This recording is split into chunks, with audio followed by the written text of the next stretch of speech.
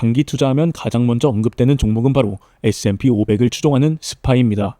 미국 시장의 상징이자 오랜 역사를 자랑하는 대표 ETF입니다. 그럼 스파이가 장기 투자 종목 중 제일 좋을까요? 기술주와 고성장을 선호하는 투자자들 사이에서는 나스닥 100을 추종하는 QQQ가 최고의 장기 투자 종목으로 꼽힙니다. 그리고 요즘은 정말 대배당이들의 시대입니다. SCHD는 배당 투자자들에게 가장 사랑받는 배당 성장 ETF로 은퇴자산 1위로 손꼽힙니다. 또 이 셋을 조합해서 투자하시는 분들도 꽤나 많습니다. 그래서 오늘은 세계 ETF 중에서 최고의 ETF 딱 하나를 정하고 제가 찾은 최고의 조합까지 알려드리겠습니다. 그리고 최근 S&P 500과 나스닥이 정말 많이 올랐습니다. 고점인 것 같아서 망설이시는 분들을 위해 ETF는 언제 어떻게 매수하면 좋을지 함께 살펴보겠습니다. 이 중 하나라도 보유하고 계시다면 ETF 장기 투자에 관심이 있으시다면 영상 끝까지 보시면 정말 도움되실 겁니다. 앞으로 10년, 20년 뒤 내 자산이 달라질 수 있습니다. 최고의 장기 투자 ETF는 무엇인가? 바로 시작하겠습니다. 안녕하세요. 직장인 배당 투자자 두배당입니다.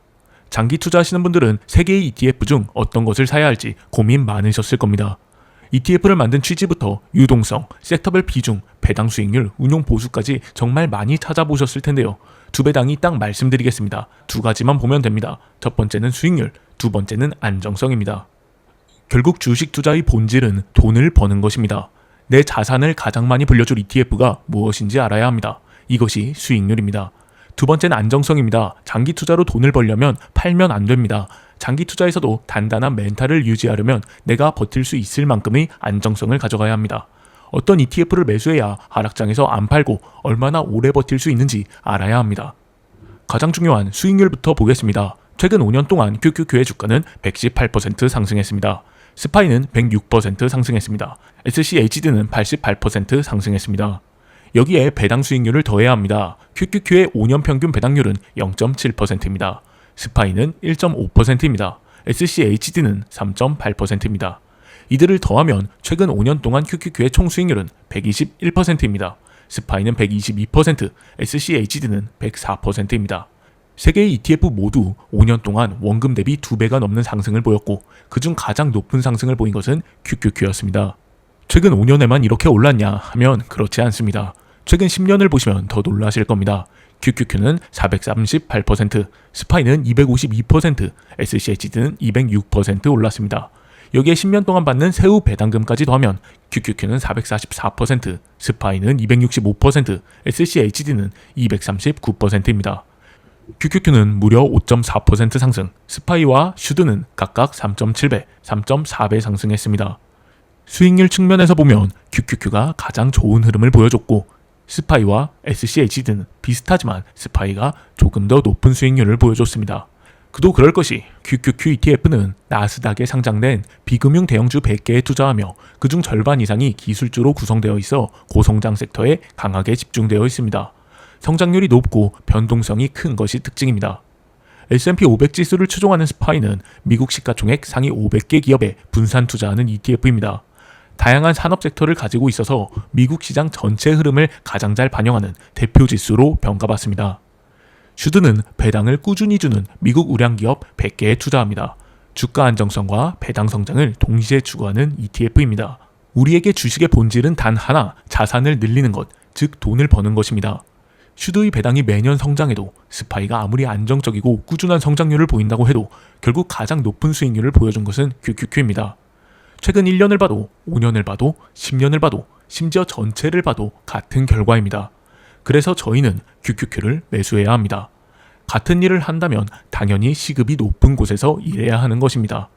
이 데이터들은 결과적인 얘기일 뿐이고 앞으로는 다를 수 있다고 질문하실 수 있습니다. 과연 그렇게 생각하십니까? AI, 반도체, 클라우드, 로봇, 전기차, 양자 컴퓨터, 우주항공까지 지금도 여전히 기술은 모든 산업을 먹어치우고 있습니다. 큰 그림에서는 기술주는 버블이 아니라 계속 진화하고 있는 것입니다. 이제는 스마트폰 없으면 하루도 못 사는 것처럼 AI 없이 하루도 못 사는 시대가 올 것이고 그 흐름을 가장 잘 반영하는 ETF가 바로 QQQ입니다. 저는 이 세 개의 ETF 흐름이 앞으로도 지금까지와 크게 다르지 않을 거라고 생각합니다. ETF 장기 투자에서 가장 중요한 것은 딱 두 가지라고 말씀드렸습니다. 수익률을 1년 단위로 끊어서 봐도 마찬가지입니다. QQQ는 15년 동안 15번 중 11번을 수익률 1등을 기록했습니다. 수익률 2등은 3번, 그리고 가장 낮았던 적은 단 한 번뿐이었습니다. 반면 스파이는 단 한 번도 1등을 하지 못했지만 무려 13번이나 2등을 했고, 슈드는 1등을 4번 했지만 15번 중 10번이나 꼴찌를 기록했습니다. 저는 이것을 단순히 요즘 이 기술주 강세장이라서가 아니라 앞으로 보여줄 일관된 추세로 봤습니다. 가장 많이 오르는 ETF는 무엇인가? 이 질문에 대한 정답은 지금까지도 앞으로도 QQQ일 가능성이 높다고 생각합니다. 주식의 단 하나의 본질, 돈을 잘 벌게 해주는 종목을 찾았습니다. 돈을 많이 벌어다 줄 종목은 QQQ였습니다. 다음은 끝까지 들고 갈 수 있는 종목, 즉 안정성이 받쳐주는 종목입니다. 그 어떤 종목을 골랐어도 보유하지 않으면 수익을 가져갈 수 없습니다. 중간에 버티지 못하고 팔아버리면 아무 소용없습니다. 우리 주변을 한번 보겠습니다. 주변에 한두 개의 종목에 5년, 10년 이상 투자해서 5배, 10배 수익을 낸 사람 보신 적 있으신가요? 제 주변에는 주식한다는 사람은 많은데 이만큼 장기 투자하는 사람은 없었습니다. 10년 동안 버텨서 5배 수익을 온전히 가져가는 사람은 정말 드뭅니다. 그만큼 장기 투자가 어렵다는 것인데요. 약간의 수익에도 언제 하락할지 모르는 공포에 매도를 하고 5배 갈 수 있는 종목임에도 폭락장에서 견디지 못해 팔아버리고 맙니다.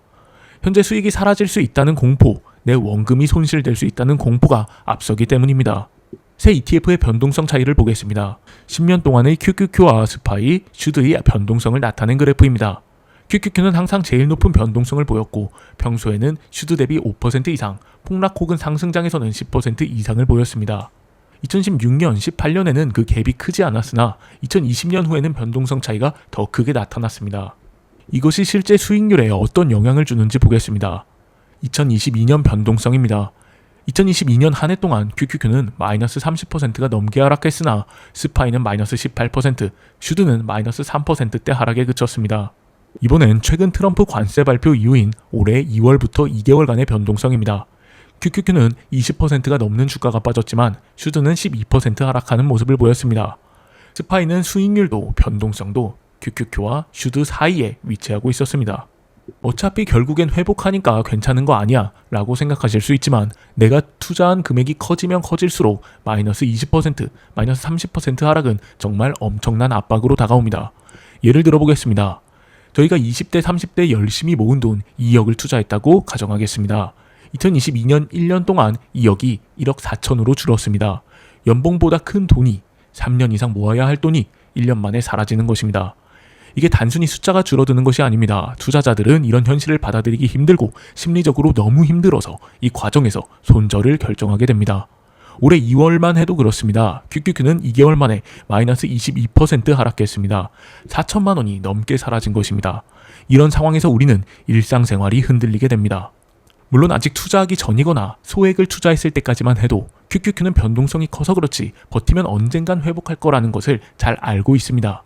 하지만 투자 금액이 커지고 폭락장을 실제로 맞이하면 이번만큼은 회복이 어려울 것 같은 느낌이 스물스물 들기 시작합니다. 그렇게 장기 투자의 열차에서 내려오게 되는 것입니다. 하지만 저희는 그런 상황을 막아줄 ETF가 있습니다. SCHD를 이용해 변동성과 리스크를 낮추고 배당금 덕분에 심리적인 안정감까지 얻을 수 있습니다. 여기서 ETF 투자자들이 가장 궁금해하는 비율 얘기가 나오는 것입니다. 우선 변동성을 낮춰줄 자산으로는 스파이보다 슈드가 낫다고 생각합니다. 물론 두 ETF의 수익률만 바라보면 스파이가 조금 더 우세하지만 변동성과 장기 투자의 심리적 안정감이라는 관점에서는 슈드가 훨씬 더 좋은 선택지라고 생각합니다. 이 표를 보시면 세 ETF의 상관관계를 보실 수 있습니다. 먼저 QQQ와 스파이는 상관관계가 0.9로 매우 높습니다.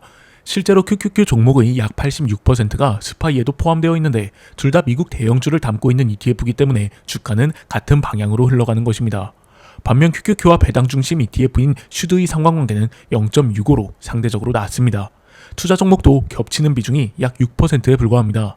즉 QQQ와 슈드는 서로 다른 성격을 지녔기 때문에 분산 투자 효과를 얻을 수 있고 변동성을 낮춰 포트폴리오를 더 안정적으로 가져갈 수 있습니다. 다음은 비율입니다. 처음에는 QQQ와 슈드를 보수적으로 5대5로 섞을까 고민했습니다. 하지만 실제 데이터를 보니 슈드의 비중을 계속 올렸을 때 안정성이 좋아지는 것 대비 수익률 하락이 더 컸습니다. 5년 데이터를 보면 큰 폭의 차이는 없었지만 최근 변동성이 컸던 1년 데이터를 보면 차이가 뚜렷이 나타납니다. QQQ와 슈드를 7대 3으로 투자했을 땐 변동성이 5% 낮아지고 수익률도 5% 정도 함께 비례해서 줄어들었습니다. 하지만 슈드 비중을 5대 5까지 늘렸을 때는 변동성이 7% 낮아지는 대신 수익률이 9%나 하락하며 효율이 떨어졌습니다. 맨 오른쪽의 샤프 비율은 위험 대비 효율성을 나타내는 지표로 1에 가까울수록 효율적인 투자임을 의미합니다. QQQ의 비중이 높아질수록 좋아지는 것을 보실 수 있습니다. 낮아지는 변동성보다 수익률 하락폭이 더 크다면 효율성이 떨어진다고 볼 수 있습니다. 그런 관점에서 8대2도 괜찮은 조합이나 매월 들어오는 슈드의 배당금은 장기 투자를 버틸 수 있는 안전장치가 되기 때문에 저 같은 직장인 투자자에게 가장 이상적인 조합은 7대 3이라고 판단했습니다. 여기서 중요한 포인트가 있습니다. 제가 QQQ의 매수 비중을 높일 수 있는 또 하나의 이유는 이미 SCHD를 20% 보유하고 있기 때문입니다. 슈드가 하방을 단단하게 받쳐주고 있어 QQQ 위주의 공격적인 투자를 심리적으로도 버틸 수 있게 도와줄 거라고 생각합니다. 슈드나 스파이 같은 장기 우상향하는 ETF를 포트폴리오에 충분히 깔아두면 성장주나 비트코인 같은 하이리스크 하이리턴 자산도 흔들림 없이 투자할 수 있다고 항상 말씀드리고 있습니다. 저는 지금 그 덕을 보는 것입니다. 정리해 보겠습니다. 평생 모아갈 장기 투자 종목, 즉 10배당 투자 포트폴리오 매수 전략을 변경하고 있습니다. 저는 2025년 8월 4일부터 앞으로 받는 월급을 이용해 QQQ와 슈드를 7대 3 비율로 매수할 계획입니다. 물론 기존의 2배당 개별 종목들과 배당금으로만 매수하는 성장주 100배당 전략은 계속 유지할 계획입니다. 그런데 문제가 있습니다. QQQ가 올라도 너무 많이 오른 것 같습니다. 단기적인 고점 우려, 버블 논란, 그리고 미국 시장 폭락 가능성을 언급하는 부정적인 리포트와 기사들이 쏟아지고 있습니다. S&P 500이나 나스닥 100에 투자하시는 분들이라면 충분히 공감하실 겁니다. 저 역시 QQQ가 많이 올라와 있다고 생각합니다. 폭락까지는 아니더라도 충분히 조정을 줄 수 있는 자리이고 특히 8월과 9월의 계절성을 고려하면 지금 당장 한 번에 매수하기에는 부담스러운 상황입니다. 수익률이 조금 낮아지더라도 리스크를 최소화하고 싶은 저 같은 보수적인 직장인 투자자라면 이렇게 해보시는 걸 추천드립니다. 첫 번째는 적립식 분할 매수입니다. 두 번째는 조건부 매수입니다. 적립식 분할 매수는 가장 쉽습니다. 매월 투자할 금액을 정하고 매월이나 매주 혹은 매일 일정하게 나눠서 매수하는 방식입니다. 적립식 매수는 장기적으로 우상향하는 자산일 경우 수익률이 다소 낮아질 수 있으나 하락장에서 손실폭을 크게 줄여주는 장점이 있습니다. 저는 토스증권의 모으기 기능을 활용해 매일 QQQ와 슈드를 자동으로 매수할 계획입니다.